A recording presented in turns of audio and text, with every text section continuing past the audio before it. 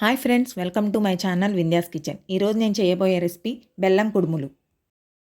ముందుగా 1 కప్పు శనగపప్పు తీసుకుని నానబెట్టుకుని ఉడికించుకొని పక్కన పెట్టుకోవాలి.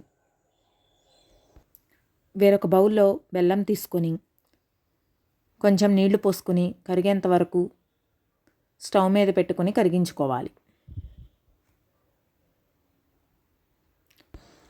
ఇలా కరిగిన బెల్లం నీళ్లను ఫిల్టర్ చేసుకోవాలి.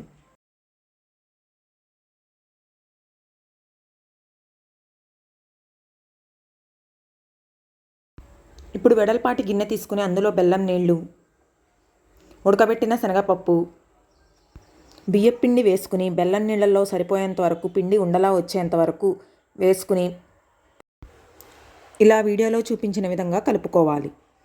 ఇప్పుడు పిండిని తీసుకుని ఉండలుగా చేసుకోవాలి. ఇలా వీడియోలో చూపించిన విధంగా అన్నింటినీ చేసుకోవాలి. ఇప్పుడు స్టవ్ ఆన్ చేసుకుని ఒక ఇడ్లీ పాత్ర పెట్టుకుని అందులో కొన్ని వాటర్ పోసుకొని మరిగించుకోవాలి.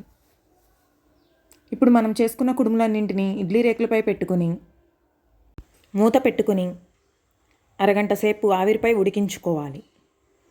అరగంట తర్వాత స్టవ్ ఆఫ్ చేసుకుంటే బెల్లం కుడుములు రెడీ.